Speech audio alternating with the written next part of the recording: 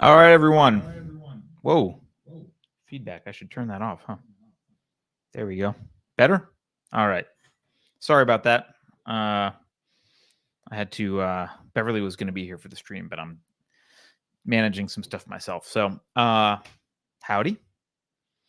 Welcome. You're watching Dangerous Thoughts on Unsafe Space, which is a show that I, Carter, do every Wednesday at 5 p.m. Pacific. And here you are. Today's December 1st. I can't believe it's December already, but it is. Pirate Tomsky warns me to not do it again. All right, Pirate Tomsky. I'll stop apologizing. I'll just improve. As a reminder, give some of that leftover gravy from Thanksgiving to the subscribe button. The more subscribers we have, theoretically, the better we do on YouTube. Depends how Susan's feeling. You can watch us at unsafespace.com and on Utreon and on Odyssey and on YouTube. So shout out to everyone who financially supports the show. Thank you guys who are subscribers. Couldn't do this without you. Really, really appreciate it. You do, if you subscribe, you get your name in the credits if you're, I think, apostate level or above. Wrong thinker or above. I don't know, some level or above, like $5 a month or above, you get your name in the credits. And if you're an apostate level or above, you get a grenade mug, which is behind me on the shelf back there.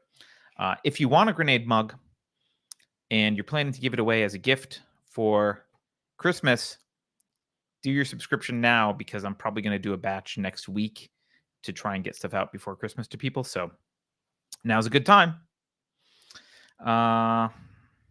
Yeah, you can find everything you need at unsafespace.com. You can buy merch, support us, sign up for stuff, whatever. All right.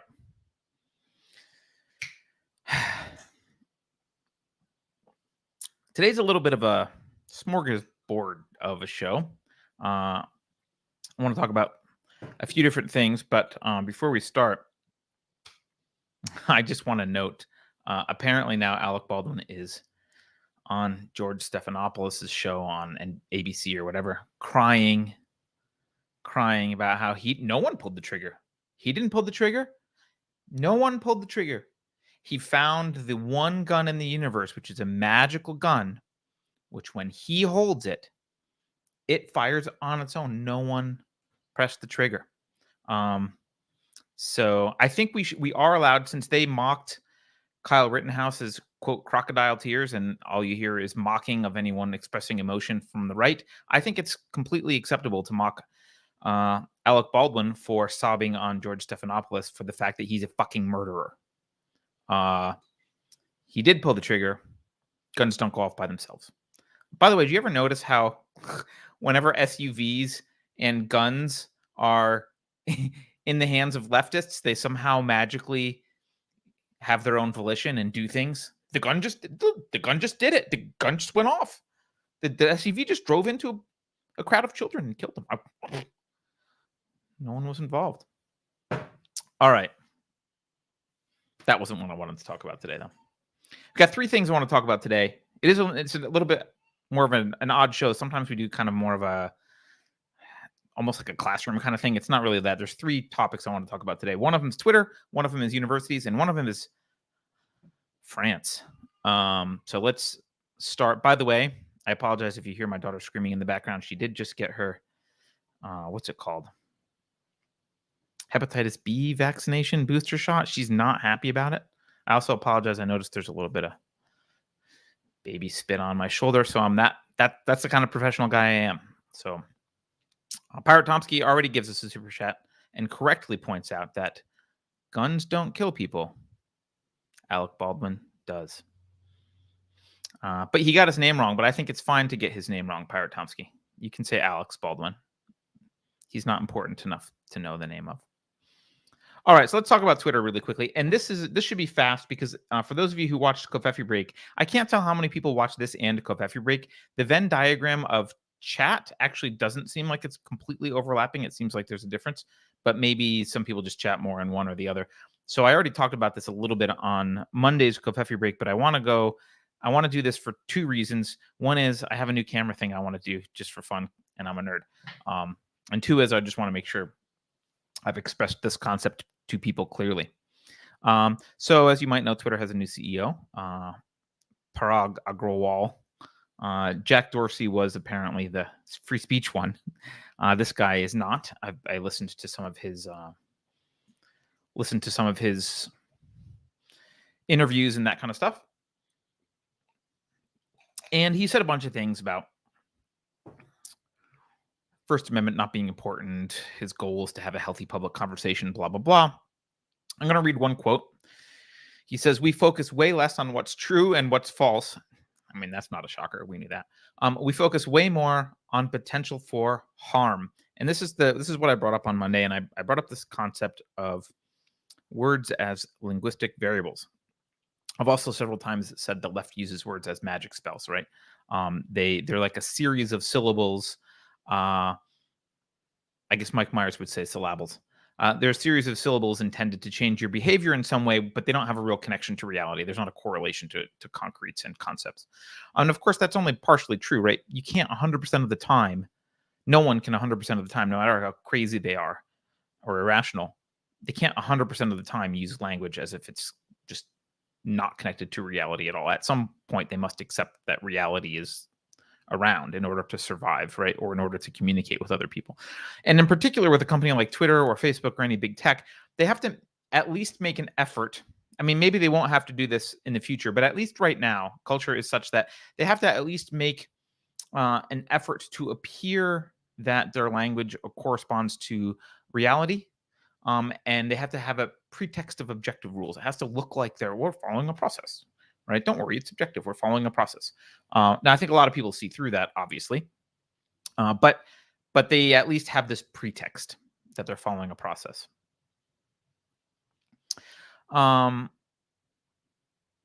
So if you are Twitter or some other social media giant with an agenda, the question becomes, how do you write a policy that is plausibly clear, right? Kind of maintains this pretext of objectivity, but actually allows you to do whatever you want. And that was this concept of linguistic variables that I introduced on Monday. I'm just going to do a quick thing here. Let's see. This is going to be fun. I'm going to try this. I don't know if it'll work. All right. What if we do... Yeah, you can see my desk. Oh, but you're supposed to see the other way around. Hold on.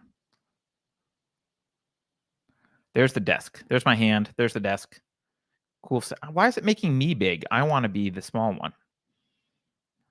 Stupid thing. All right, we'll just show the desk. I can't figure out how to make me in the small box and the desk in the big one. Okay. All right, so we're gonna do something here. This is just because I'm a dork and I wanted to test out having this camera down here. And I've learned that I can't control it very well, and it doesn't focus super well, but I can fix that. Okay, we'll use a Sharpie. Sharpies will be better. Come on, camera, focus. No, it'll focus when I start drawing. Okay, so imagine, this is for people who like math and programming, okay? If you do math or programming, imagine you have a function. I'm just going to make a little box because I'm a nerd. You have a little function, f, and you have a couple inputs. You have an input, t. You don't control this input. And you've got another input. Let's say it's just the number 5 or whatever, okay? And you get an output. The output is y. And y is a function of t and 5. Don't worry, this is not going to get too complex. Now, of course, if the function is plus, right, then it's just y is t plus 5. It's very simple. That's all it is. Now, t is out of your control here, which means, and 5 is obviously out of your control. It's a set number, so y is out of your control. You're stuck with whatever you get here. You're always going to get t plus 5. T's out of your control. So that's not great. What if instead you say, okay, well, I like the idea of a function and process here so people can see it. And I know I have to have this input t that I can't control. And I know I got to have some stuff that looks like 5 up here. But why don't I just add, I'm going to add a variable. I'm going to add a variable x.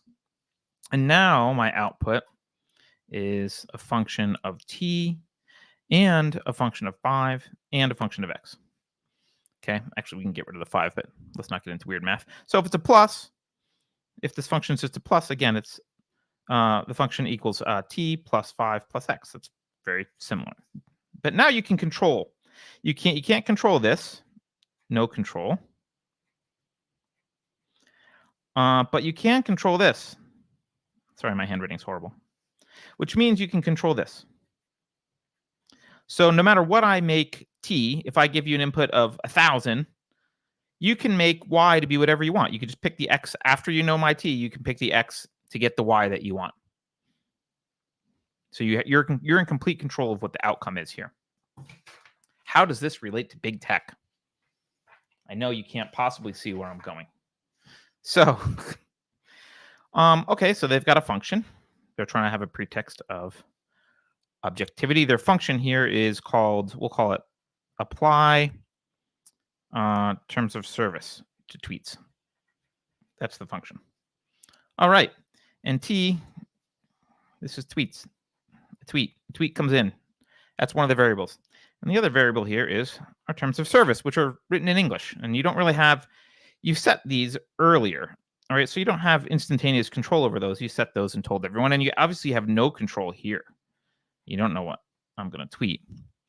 So your output here is fixed. It's a function of terms of service and what I've tweeted.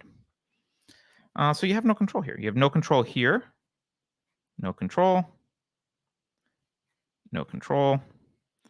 No control. Well, that's not good. If you're trying to push an agenda, this sucks. You can't have that. So don't worry, you can fix it because no one pays attention. So what you do to fix it is say, okay, well, I got this function. Got to have the function. I got the tweet. I don't control the tweet. But just like we did with the math, instead of this input, I'm going to just being the terms of service. I'm going to say it's the terms of service. Plus, I'm going to throw some variables in there. Maybe I'll mix them in the terms of service so it's all one big thing. But there's some variables. And now my output is a function of the tweet, a function of the term of service, and a function of this variable x. Now, obviously, I have no control here. I have no control here, but I have full control. I can actually pick x after I've seen everything else, which means I have full control over the outcome. And this whole thing is what allows me to maintain my pretext of objectivity, right? Because I wait to see what you've tweeted. I take my terms of service and I apply whatever value I want to x. So what is x here? X is these linguistic variables. X is words like hurt or harm. Harm was the word they used. Harm. What does it mean? It means whatever the hell I want it to mean after I've seen what you've tweeted and how it will be applied to my terms of service such that I get the output that I want. And of course, the output that I want, we both know, is if you're a wrong thinker, you go to Twitter jail or get banned. That's the output I want. So that is the concept of linguistic variables. It's not that complicated. I know some of you are going to think I went overboard with this. I know it's easy to just explain, but some people, believe it or not, some people are really bad at math. They don't even understand what variables are. They don't remember. That's okay. You don't have to know. I tried to explain it as best I could. All right. And Pirate Tomsky's going to help us out here with the super chat that explains this very succinctly.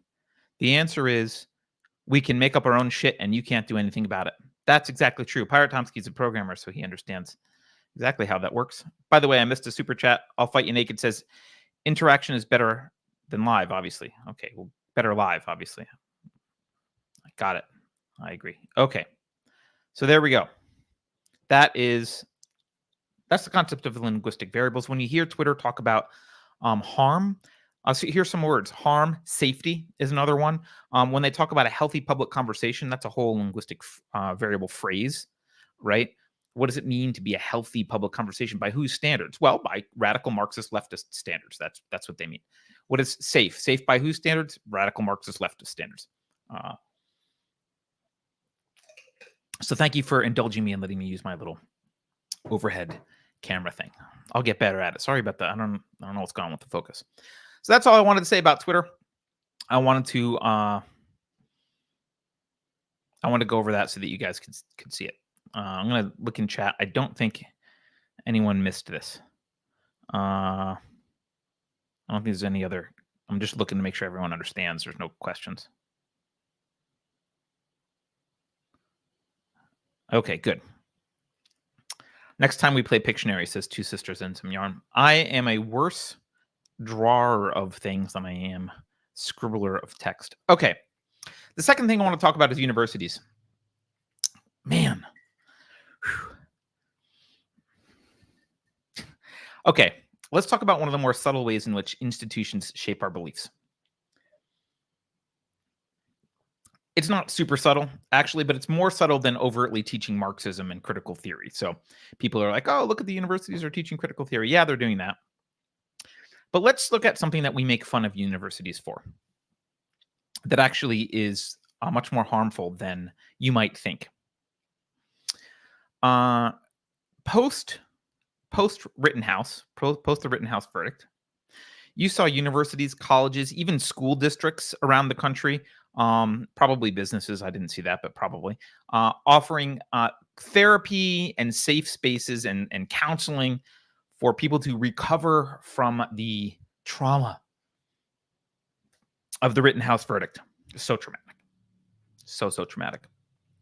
A short list of some of these: San Francisco State University, University of Wisconsin, University of California, Rosemont College, Ohio University, Vanderbilt, University of Michigan Medical Schools, Stanford Medicine, and Stanford Law.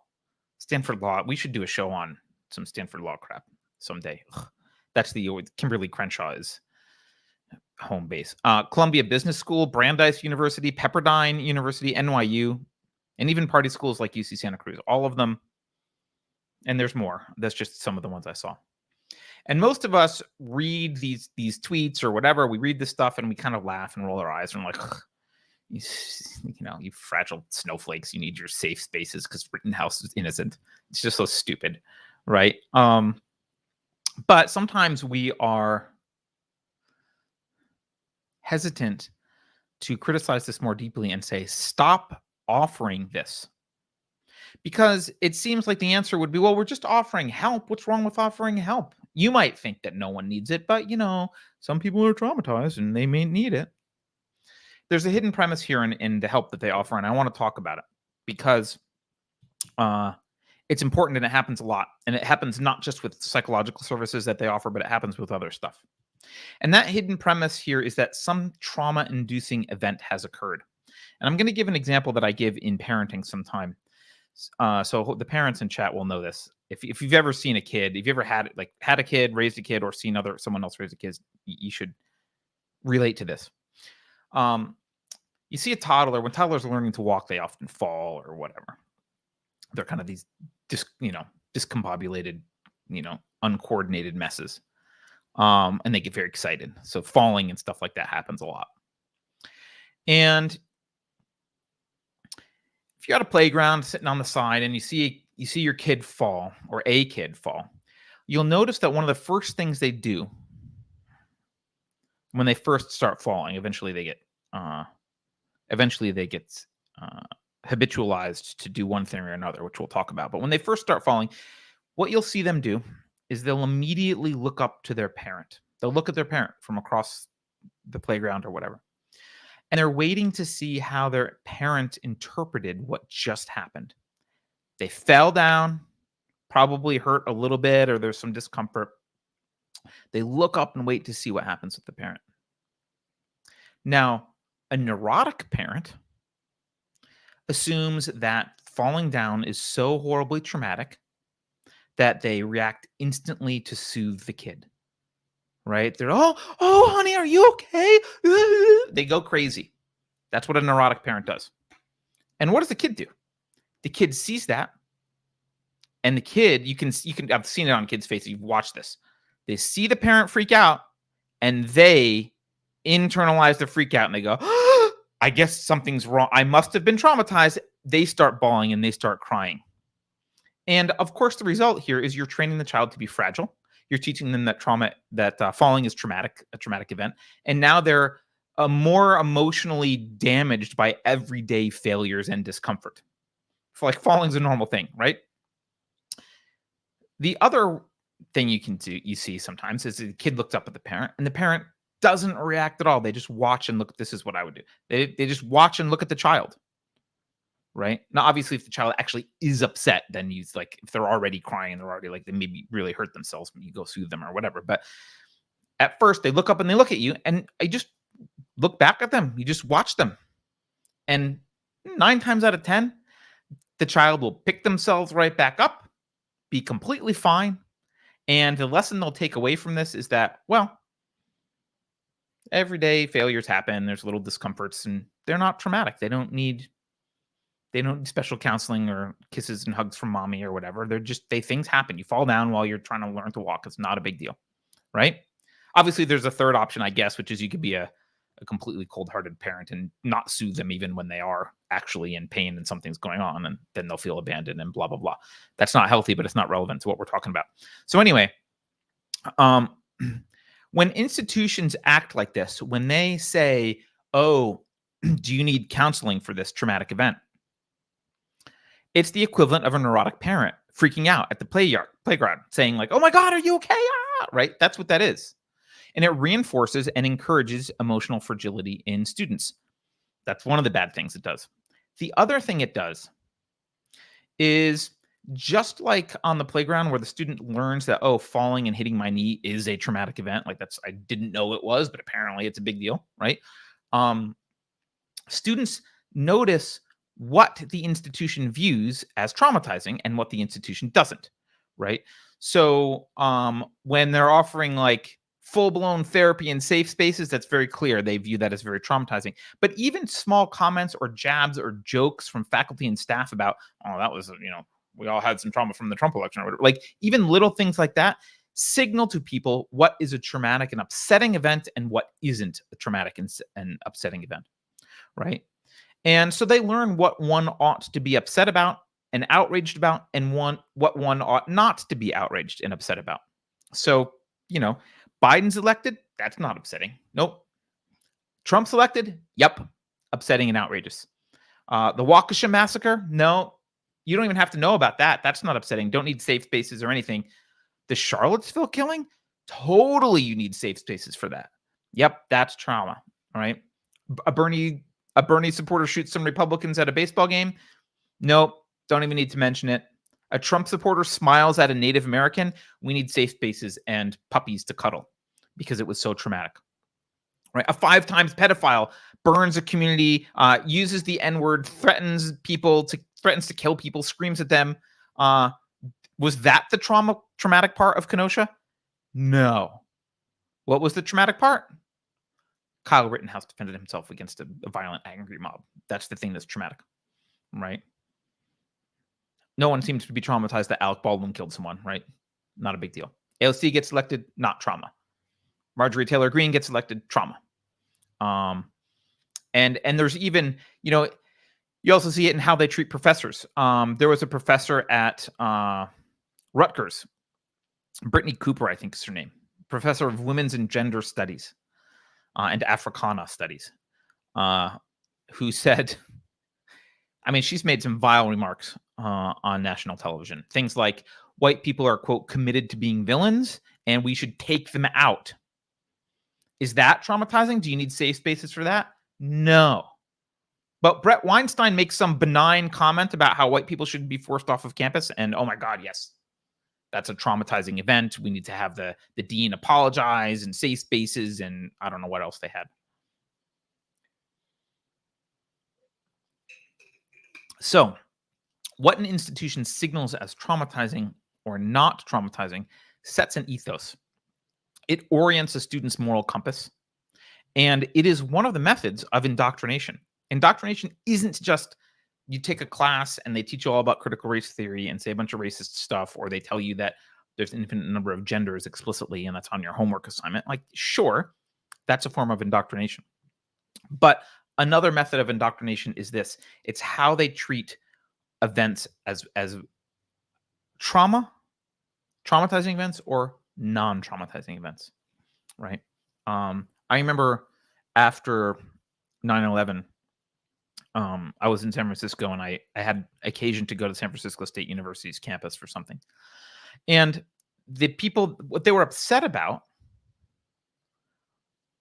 was the backlash against Muslims in the US. I mean, it was literally like a week or two later. I mean, it was like right after the event. But that's what they were outraged about. They were, I don't know if they were offering safe spaces, but there was the coddling that was being done there was all about, oh, are you traumatized that those stupid Americans are mad at Muslims? Not, are you traumatized that two icons of New York City were destroyed along with 3,000 people? All right. I'm going to check for chat. I'm going to check comments here in chat and see if anyone wants to, anyone's got any complaints about any of this. Pirate Tomsky says Levi Strauss did trauma sessions for Rittenhouse. Yeah. I don't buy Levi Strauss jeans, not for that reason, although that's a good reason. If you'll notice, they put the loopholes in places that make it impossible to wear a holster. I think it's intentional. I'm a conspiracy theorist. I think they do it intentionally, bastards. So, yeah, don't buy Levi's Strauss. Okay. So now we're going to talk about the last thing, which is granted a bit longer, but I'm kind of fascinated by it, and I have to read something, which I apologize in advance for, but I think it's really interesting, and you'll like it, or at least you'll be interested in it. So there is a right-wing journalist pundit in France by the name of Eric Zemmour. He probably says Eric Zemmour, something like that. Who knows? He's been a journalist and a pundit for a while. And I think it was yesterday or recently he announced his candidacy for president of France. Now, before I read what I'm about to read, let me just give you some background. I don't pay a lot of attention to France, but let's just kind of recap what we know about what's been going on in France. So, there have been mass protests. I think last year, or it was the yellow vests, right? They were protesting fuel taxes and cost of living increases. More recently, there's been huge protests about the health pass, which is basically a vaccination passport, a COVID passport thing. Lots of protests about them. Huge protests. Of course, you don't read them on CNN. You don't hear about it on CNN because, there's also been a massive transformation of French culture in the past several years. France has the largest number of Muslims in the Western world. They have a lot of immigration. Most of their migration is from Northwest Africa, West Africa, and Middle Eastern countries. Of course, some of those countries used to be colonized by France, so they have a relationship there.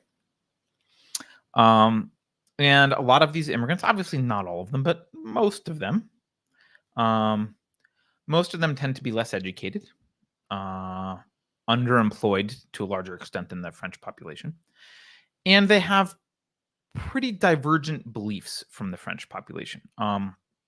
For example, 17% of the French population thinks that their religious beliefs are more important than the values of the French Republic.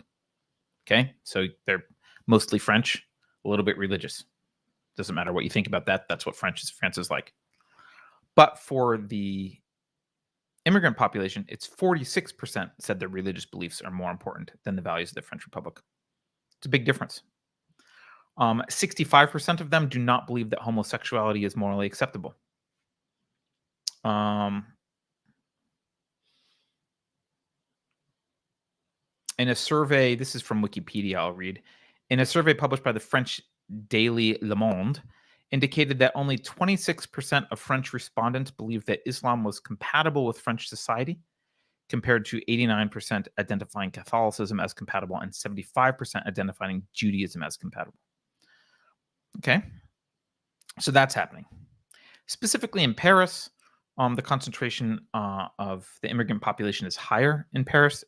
I think 20% of the population is roughly immigrants in Paris, and 41.3% of people under 20 have at least one immigrant parent. There have been Islamic terrorist attacks that we've seen. A lot of these immigrants are living in the street. There's migrant camps that are overrunning large parts of the city. Many people have complained about, the quaint Paris streets not being the same as they used to be. There's Islamic no-go zones in Paris. And there's a mass perception now that crime has gone up. Now, I tried to get some stats on it. It's certainly true that violent sexual crimes have gone up. They've gone way up. The French government kind of hides a lot of detail. It's not very easy to find Parisian crime rates, but there has been an overall decline of violent crime in France over the past several decades. But that decline has slowed recently. I don't know what the reason for that is or whatever. We don't have really any data. But the point is, there is, nevertheless, I think something like 70% of the population thinks that crime is like a number one concern right now. So this is the mood of the French people. They're kind of concerned about this stuff. All right. So I'm going to read this guy, Eric Zemmour. I'm going to read to you a translation of his speech. Obviously, I'm not in complete agreement with everything in his speech, and you'll see anyone who knows me and hears what I have to say generally will know that when they hear the speech. But I want to read it because I think it's important in that it represents a backlash against the woke culture. And in some ways, it's the overcorrection from the right that I've said I've been concerned about. But it's a pretty mild form of overcorrection. That said, the guy is a fan of Bonaparte, so he likes Napoleon. So maybe he could be a strongman. I don't know much about him. But regardless of that, it is well written. And I think it resonates emotionally with what a lot of people are feeling, not just in France, but around the world. It emotionally resonates with people. And this will give me a segue to talk about culture, because I want to talk about culture a little bit. And culture is a central element in his theme. It's been a while since I had a conversation about culture. I did write about it about 2.5 years ago. I wrote an article about, prompted by the New Zealand Christ shooter.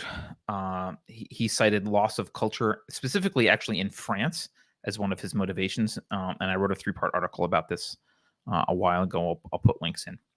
So I wanna read this to you because I think it's important that you hear what's being said.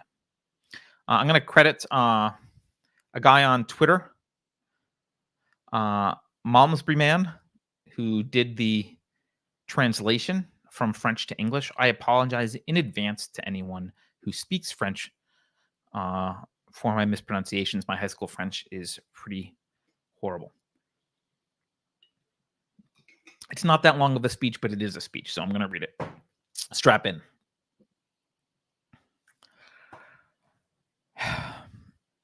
My dear countrymen, for years, the same feeling has swept you along, oppressed you, shamed you, a strange and penetrating feeling of dispossession. You walk down the streets in your towns and you don't recognize them. You look at your screens and they speak to you in a language that is strange and in the end, foreign. You turn your eyes and ears to advertisements, TV series, football matches, films, live performances, songs, and the school books of your children. You take the subways and trains. You go to train stations and airports. You wait for your sons and your daughters outside their school. You take your mother to the emergency room. You stand in line at the post office or the employment agency. You wait at a police station or a courthouse. And you have the impression that you are no longer in a country that you know. You remember the country of your childhood. You remember the country that your parents told you about. You remember the country found in films and books, the country of Joan of Arc and Louis XIV, the country of Bonaparte and General de Gaulle, the country of knights and ladies, the country of Victor Hugo and Chateaubriand, the country of Pascal and Descartes, the country of the fables of La Fontaine, the characters of Molière and the verses of Racine, the country of Notre Dame de Paris and the village church towers, the country of Gavroche and Cosette, the country of barricades and Versailles, the country of Pasteur and Lavoisier, the country of Voltaire and Rousseau, of Clemenceau and the soldiers of 14, of de Gaulle and Jean Moulin, the country of Gabin and Delon, or Dulon, I don't know how to say that, of Brigitte Bardot and Belmondo and Johnny Daznavour and Brossens and Barbara and the films of Sauté and Verneuil. This country, at the same time light-hearted and illustrious, this country, at the same time literary and scientific, this country, truly intelligent and one of a kind, the country of the Concorde and nuclear power, the country that invented cinema and the automobile, this country that you search for everywhere with dismay. No, your children are homesick without even having known this country that you cherish, and it is disappearing. You haven't left, and yet you have the feeling of no longer being at home. You have not left your country. Your country left you. You smell foreigners in your own country. You are internal exiles. For a long time, you believed you were the only one to see, to hear, to think, to doubt. You were afraid to say it. You were ashamed of your feelings. For a long time, you dared not say what you are seeing, and above all, you dared not see what you were seeing. And then you said it to your wife, to your husband, to your children, to your father, to your mother, to your friends, to your coworkers, to your neighbors, and then to strangers. And you understood that your feeling of dispossession was shared by everyone. France is no longer France, and everyone sees it. Of course, they despised you, the powerful, the elites, the conformists, the journalists, the politicians, the professors, the sociologists, the union bosses, the religious authorities. They told you it's all a ploy, it's all fake, it's all wrong. But you understood in time that it was them who were a ploy, them who had it all wrong, them who did you wrong. The disappearance of our civilization is not the only question that harasses us, although it towers over everything. Immigration is not the cause of all of our problems, although it aggravates everything. The third worlding of our country and our people impoverishes as much as it disintegrates, ruins as much as it torments. It's why you have a hard time making ends meet. It's why we must reindustrialize France. It's why we must equalize the balance of trade. It's why we must reduce our growing debt, bring back to France our companies that left, give jobs to our unemployed. It's why we must protect our technological marvels and stop selling them to foreigners. It's why we must allow our small businesses to live and to grow and to pass from generation to generation. It's why we must preserve our architectural, cultural, and natural heritage. It's why we must restore our Republican education, its excellence in its beliefs in merit, and stop surrendering our children to the experiments of egalitarians and pedagogists and the Dr. Strangeloves of gender theory and Islamo-leftism. It's why we must take back our sovereignty, abandoned to European technocrats and judges who rob the French people of the ability to control their destiny in the name of a fantasy, a Europe that will never be a nation. Yes, we must give power to the people, take it back from the minority that unceasingly tyrannizes the majority, and from judges who substitute their judicial rulings for government of the people, for the people, by the people. For decades, our elected officials of the right and the left have led us down this dire path of decline and decadence. Right and left have lied and concealed the gravity of our diminishment. They have hidden from you the reality of our replacement. You have known me for many years. You know what I say, what I diagnose, what I proclaim. I have long been content with the role of journalist, writer, Cassandra, whistleblower. Back then, I believed that a politician would take up the flame that I had lit. I said to myself, to each his own job, to each his own role, to each his own fight. I have lost this illusion. Like you, I have lost confidence. Like you, I have decided to take our destiny in hand. I saw that no politician had the courage to save our country from the tragic fate that awaits it. I saw that all these supposed professionals were, above all, impotent. That President Macron, who had presented himself as an outsider, was in fact the synthesis of his two predecessors, or worse. That all the parties were contenting themselves with reforms while time passes them by. There is no more time to reform France. but there is time to save her. That is why I've decided to run for president. I have decided to ask your votes to become your president of the republic so that our children and grandchildren do not know barbarism, so that our daughters are not veiled and our sons are not forced to submit, so that we can bequeath to them the France we have known and that we received from our ancestors, so that we can still preserve our way of life, our traditions, our language, our conversations, our debates about history and fashion, our taste for literature and food, so that the French remain French, proud of their past and confident in their future, so that the French once again feel at home, so that the newest arrivals assimilate their culture, adapt their history, and are remade as French in France, not foreigners in an unknown land. We, the French, are a great nation, a great people. Our glorious past pleads for our future.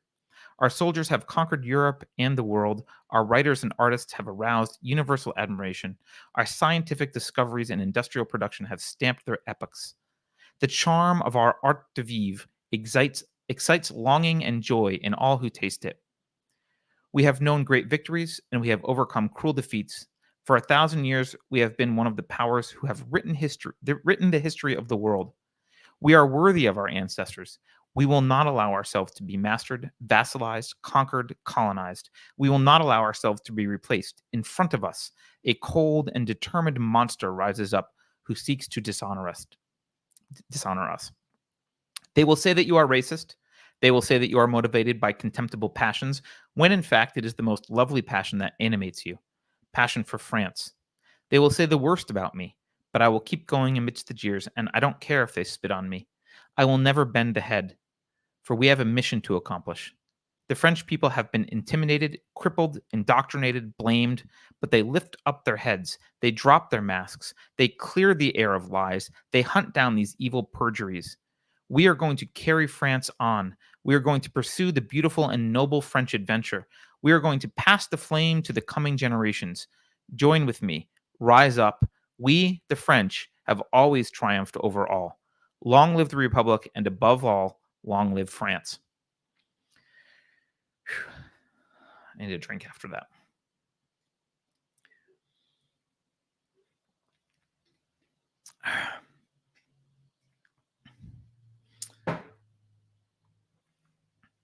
What do you guys think of that? I know you can't answer in real time. Sometimes I wish you could just shout out.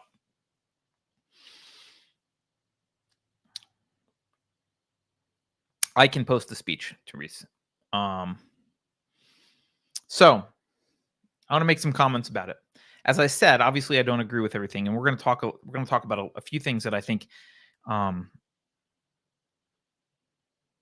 maybe he gets wrong or whatever. But the gist of this is, first of all, it's, like I said, I think it's very well written. It's very emotionally impactful, and he's basically the only major candidate standing up to the left.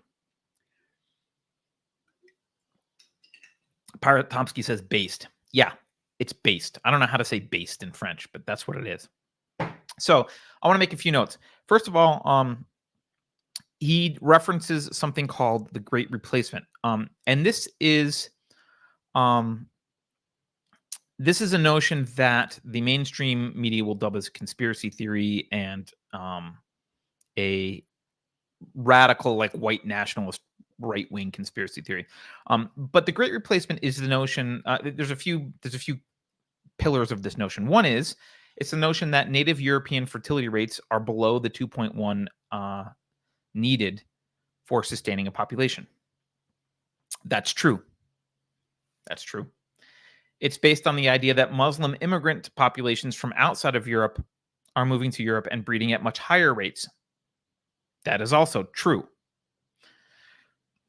It's also based on the idea that native Europeans will eventually, within a decade or two, become minorities in Europe. That's also true by math.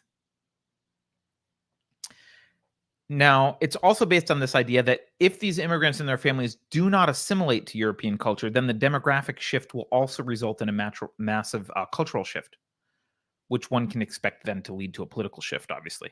And I mean, that's not provable, but it seems pretty likely based on the stats that I read you above about how a lot of these Muslim immigrants view their religion versus Frenchness, right? So it seems pretty likely, given that, and given the reluctance of leaders to encourage assimilation. In fact, they discourage assimilation often. So given that, that's kind of a reasonable guess that not only will the native Europeans become a minority, but their culture will be replaced. And there's one additional element to the conspiracy theory part of this, which is that European elites are in on this and approve of it. I don't know, but it's probably true because they have to know about it. But the elites in the mainstream media, they'll say this is a conspiracy theory. They don't argue with the data. You never hear them say, well, that's not true. Fertility rates are high. And they never talk about any of that. They not only do they not argue with the data, actually the elites don't collect the data, or at least they don't report it if they do. They don't provide any data that would refute this argument. They could. I mean, they're the government. They have data, or they could collect it. They don't. They hide data that might disprove or prove this argument. So we know it's probably true. But they do claim it's a conspiracy theory because they say, well, it's silly to think the elites are involved. That's their debunking of it is it's silly to think the elites are involved. I don't think that's silly, and it doesn't really matter anyway, does it? However, a lot of Muslim leaders have been talking about this openly. I'm going to quote Muammar Gaddafi from 2006, before Hillary Clinton had him murdered. He says, there are signs that Allah will grant victory to Islam in Europe without swords, without guns, without conquest. We don't need terrorists. We don't need homicide bombers. The 50+ million Muslims in Europe will turn it into a Muslim continent within a few decades. And of course, if you go Google, there's plenty of imams who say the same thing. They're very aware of this.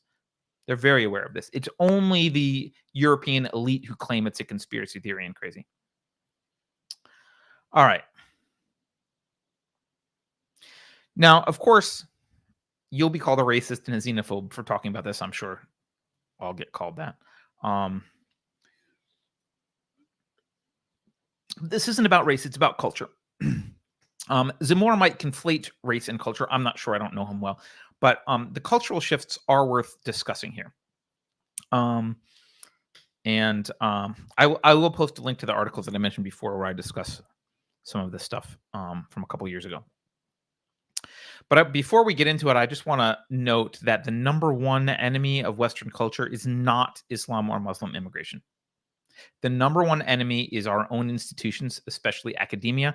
They have been destroying the West for decades or longer. They are the enemy. The enemy is within. But to the extent that mass immigration in Europe can help these enemies in the West accelerate their plans to dismantle Western culture, it's worth discussing. All right, so before I get into what is culture, there's at least one super chat that I missed. I think it's just one, but let me just double check here. Sorry, it's going to take a sec. I think I got this before, but maybe I didn't. I'll Fight You Naked said, yep, fragilization of kids is a real thing. He's talking about what the university discussion we had earlier.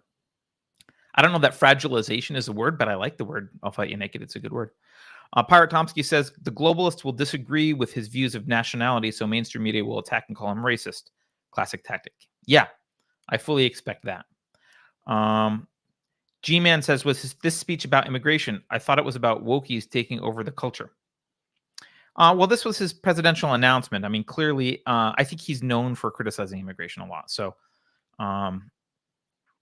but it looks like it's about a little. I read it. I see a little bit of both. I see some criticism of the internal wokies, but I also see clearly a lot of conversation about immigration. One more, Pirate Tomsky says, so Carter, will the next world war be against Islamists and communists, both total state control with very different philosophies? You could see the commies and the Islamists maintaining a Cold War or a world war. You could see that. The Islamists don't have enough power unless they take over Europe, though. So they would have to do that. All right, so let's get into what is culture. Because he talks about saving France. And let's notice some things that he throws in here. He throws in the concept of merit-based education and anti-egalitarianism. He throws in sovereignty from the EU. He throws in architecture and the arts. He throws in French food, right? He throws in things like our way of life, our traditions, our language, all that. It's all one big package. And it turns out the concept of culture is actually kind of a vague concept. Let's see if I can pull up. I can. I'm going to pull up. It's time for the definition part of the day. Let's pull up the definition of culture from the Oxford English Dictionary. All right. Hopefully you can all see that. We have to scroll down to like it's got like biology, cultures, and that kind of stuff. So let's scroll down to something that's relevant. If we look at 7a, is kind of relevant. The distinctive ideas, customs, social behavior, products, or way of life of a particular nation, society, people, or period. That's pretty broad, right? That's a big thing. It's kind of vague, right? It's kind of vague. I don't have this in front of me, but I did previously look up in another dictionary. I don't remember which one it was. It was probably Merriam-Webster or something. And it said the culture is the quality of a society that arises from a concern for what is regarded as excellent in the arts, letters, manners, scholarly pursuits, etc. I love when dictionaries have etc. thrown in there. That's good. Yeah, etc. I think it's helpful to break down the concept of culture into 3 components because I think it's a package deal in many ways. I think it's it probably should be multiple words or there should be some clarity because it means different things. And I think there's 3 components to culture and they matter differently. One is there's shared philosophic premises, right? And let's just walk through metaphysics, epistemology, and ethics super quickly, right? Obviously, if you're surrounded by people in a culture who believe that they're literally living in the matrix, or that this is literally a simulation, and they behave that way, that's their fundamental belief about metaphysical reality. They will behave differently than you might if you believe this is my one life and I got it and I'm here in reality. Like, it's going to be hard to agree on anything, right? If that's kind of where they're coming from, if their metaphysics are diametrically opposed. Epistemology, right? If there's not some sort of shared epistemology, right? If you're in a culture where, let's say you primarily think that we should appeal to reason when someone's on trial, things need to be proven beyond a reasonable doubt, right? Reason is kind of used as a at least paid lip service to, but used as the metric. This is the epistemological standard. But of course, if we throw you in a culture where, the shaman's feelings about what the sun god wants is the standard, and what you do in a trial is, what's that Monty Python movie, right? To find out if she's a witch, you see if she weighs the same as a duck, right? Like, that kind of epistemology cannot coexist with reason in a culture for long. And ethics, obviously ethics matter, right? I think ethics rely on metaphysics and epistemology. But are you gonna, let's just talk about Islam for a minute. Are you gonna stone gays and adulterers, or like, are women subhuman or not? Like, what are the ethical rules? Right. So a culture has some shared philosophic premises. It doesn't mean everyone shares them all the time, but they're generally shared. To the extent that they're shared, there's cultural cohesion. To the extent that they're not shared, there's fracturing. So philosophic premises, which, if you know me, you'll guess that's what I think is the most important part of culture, right?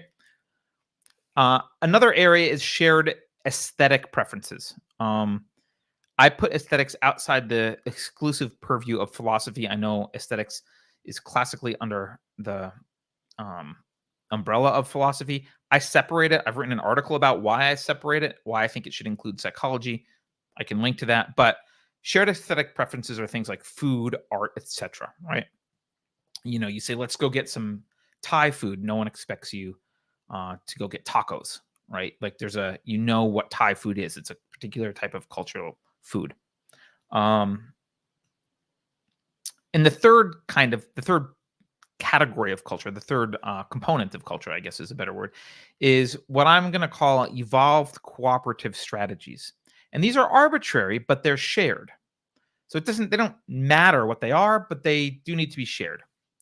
So some example of these, language, right? It doesn't matter what we call, it's a glass of water. It doesn't matter as long as we all call it a glass of water. You can't use different words for it very easily. The story that comes to mind is the biblical story of the Tower of Babel, right? When they all spoke one language, they were going to accomplish this thing by building a tower to heaven. God, for some reason, was nervous about their success there, and decided the way to stop them was to have them speak different languages, right? He fractured their culture, their ability to cooperate and achieve anything. He fractured their unity by arbitrarily assigning language. They had different languages. Manners is another example of evolved cooperative strategies, right? In Japan, slurping your soup shows that you like it. It's like a good sign. It's rude here in America. But in Japan, you slurp it up. That's how the chef knows you like it, right? Or finishing your food. Again, in Japan, it's rude to leave food on your plate, right? If you leave food on your plate in Japan, it implies that like it wasn't delicious or whatever. The chef kind of sucks and you don't want to finish it. But just across the water in China, it's rude if you eat it all because it implies that the host didn't give you enough food and you're still hungry. Completely different. Totally arbitrary, completely different, right? Another one that I think matters maybe a little bit more existentially, like it really makes a difference, is just personal interactions, personal space, things like that. So, if you're out in line and someone's standing too close or communicating in a certain way, or like maybe their body language, maybe they're touching you in weird ways to communicate, that might be normal in their culture, but it might be a red flag in your culture that there's something creepy or wrong. Like the way that we interact is and what we consider personal space and acceptable behavior and physical contact or not, and word choice and all that kind of stuff. Subjects that we talk about, right? If you turn around to someone in line at the supermarket and say, how much money do you make a year? Like that's a completely inappropriate, weird question, right? But it might not be in other places. So manners are these arbitrary cooperative strategies. So again, for me, when I think about separating culture into what really is culture, it's the shared philosophical premises, the shared aesthetic preferences, and these evolved cooperative strategies that are shared, right? I guess if we had to do the definition thing, where we place the word culture in a hierarchy, again, I don't like it because it's a very broad thing, but we could say, well, it belongs to the category of like common or shared characteristics or attributes of a particular group of people. And it's differentiated from other characteristics and attributes by the fact that it's philosophic, aesthetic, and social strategies for mutual cooperation, like as opposed to, I don't know, they're all short or something like that. I guess that's how we would maybe fit it in our hierarchy. But obviously, I'm going to argue that the most critical aspects of a culture to preserve are the philosophic premises, right?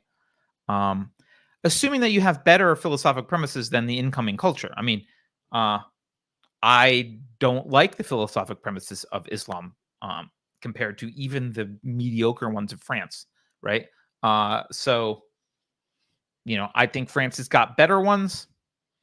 I think preserving them is a good idea because those premises derive.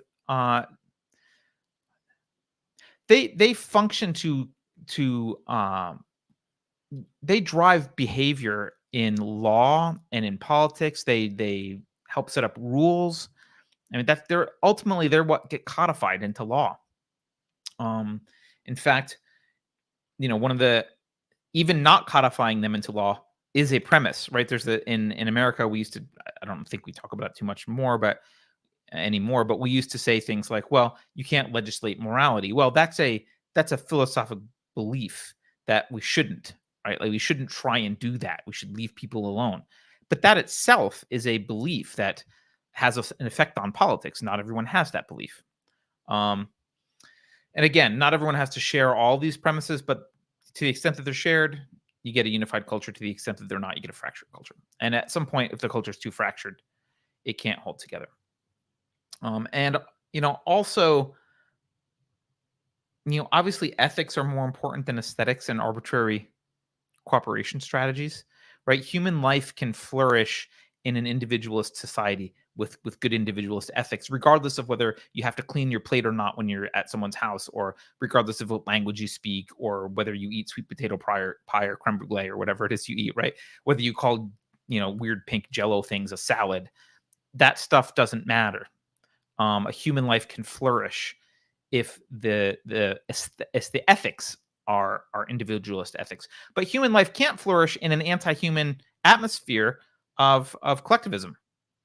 The Soviet Union's problem was not the Russian language or the fact that they drank vodka. That wasn't their problem. Here, I'm going to play. Let's see if anyone can guess. This is going to be the second reference to this tonight. See if anyone, I just feel like doing this. See if anyone can guess what this is from.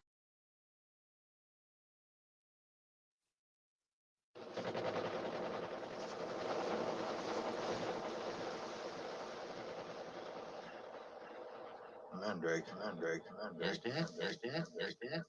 Have you ever seen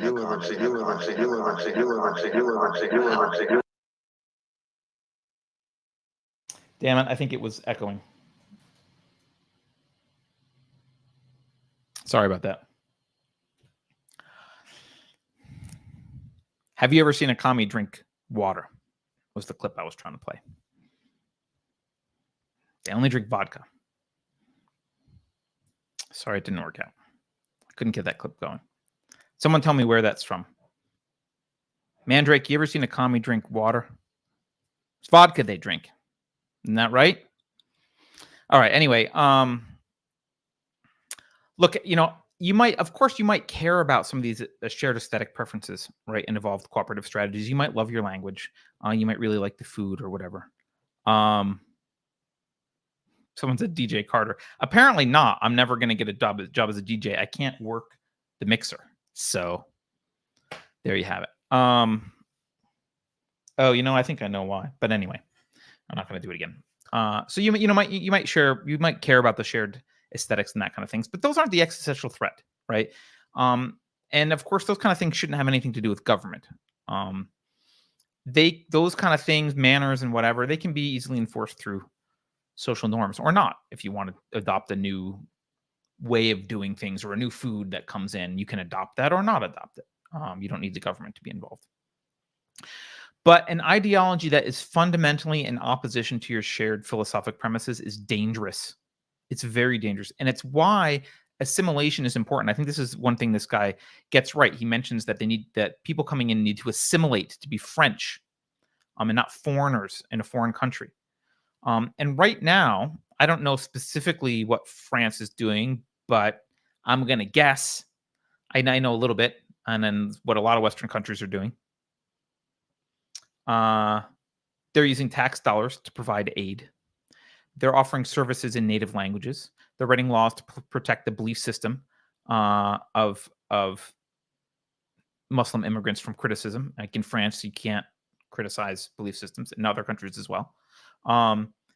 They offer up public property, which itself is an anti-concept. Maybe we'll cover someday. But they offer up public property not for its alleged or intended use, but as campgrounds for people who haven't assimilated. They refuse to collect stats that might implicate the immigrant population in the eyes of the French people. So the government is subsidizing non-assimilation. They're encouraging and promoting and making assimilation harder. They're making it easier to not assimilate. They're trying to help people not assimilate.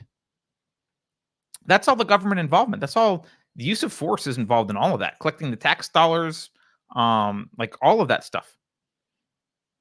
This is the government's involvement. So the question is, what will become of Eric Zemmour? I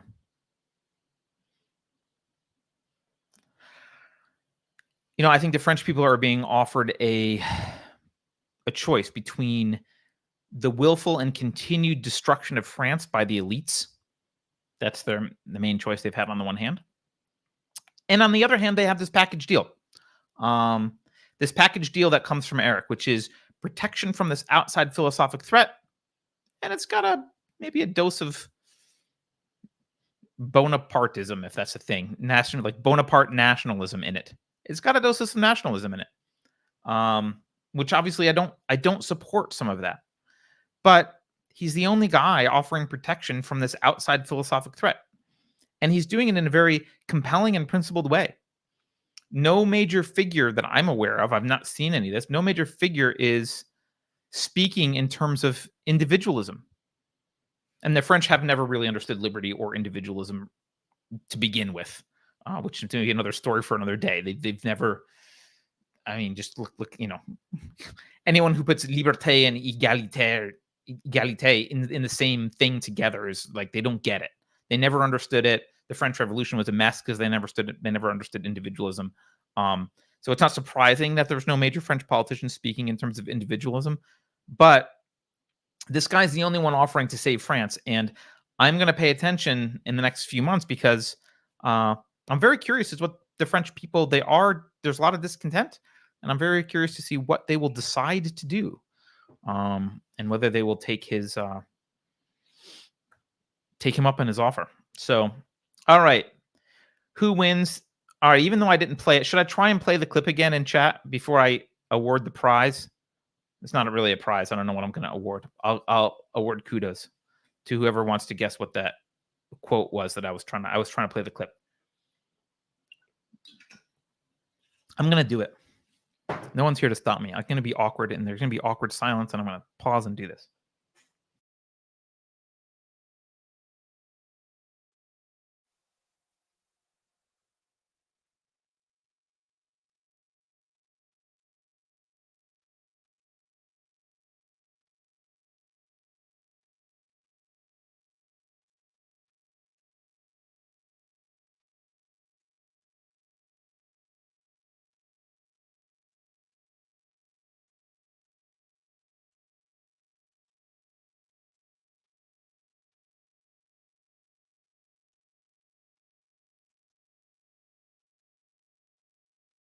You guys can't hear that, can you? That didn't work. Maybe I haven't solved it. I don't know why it's not showing up. It's not showing up. All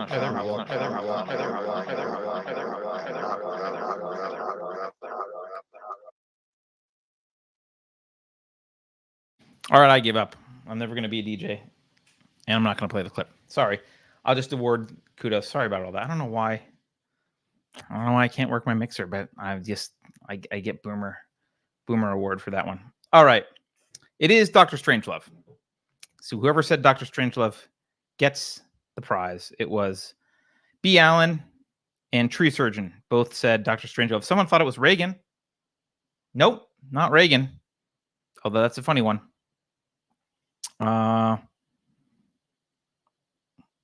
Yeah. G-Man says, where's Beverly?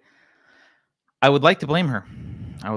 But alas, I cannot blame her for this. So anyway, that's all we've got for tonight. I don't see anything in chat that I need to address, so I'm gonna close it out. I'm just scrolling through to see if there's anything else. Burping after a meal, says Greg the Baritone. Yeah, that's another one, right? That's another one.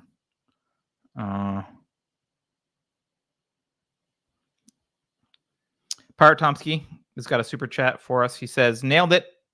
And the same as in the UK. People are fleeing tyranny and moving to the West, yet bringing the very ideals which cause tyranny with them. Yeah, I mean, look, I get that there are moderate Muslims in the world. I mean, we have one on the show often, a Sufi Muslim named Cameron Pasha. He's great. But if you look at any of the major Muslim countries, any of the Muslim countries run by Muslims. They're pretty oppressive and pretty horrible. And the countries that these people are coming from into Europe are not, these are not Cameron Pashas coming to be great screenwriters, Sufi Muslims in France. That's not what's happening. So, it is a real problem. All right. As a reminder, everyone, I'm making a list and I'm checking it twice. So if you want to be on the naughty side of the list, which is the more fun side, you need to go press that subscribe button. Give it some jabs. I want to special thanks. Want to give a special thanks to everyone who supports the show. Get your name in the credits and some other cool stuff by supporting the show monetarily, which you can do at unsafespace.com. As always,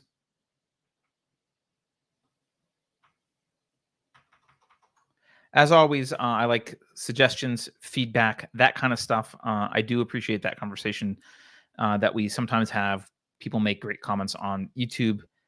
Sometimes it turns into a show. Sometimes I just argue in the comment area. But yeah, I do appreciate it. All right. Have a good night, everyone. I think that's it. Let's see if I can press the end credits without Beverly. I can. See who needs her. I don't know. She could have got that clip playing anyway. Maybe she couldn't. I'm going to contend that she couldn't. Have a good one, everyone. We will see you on Friday for Coffee Break. I forget who's on, or I would tell you. But have a good night.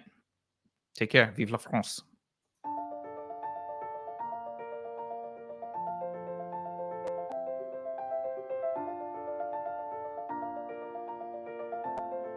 Thanks for watching. If you're new to the channel, we have a deep content library that includes interviews with everyone from Mike Cernovich to Megan Murphy, so go check it out. If you'd like to see more, please consider supporting the show by visiting unsafespace.com/donate. You can find us on all the major social media platforms, at least for now, and you can find a community of like-minded individuals on our Unsafe Space chat on Telegram. See you there.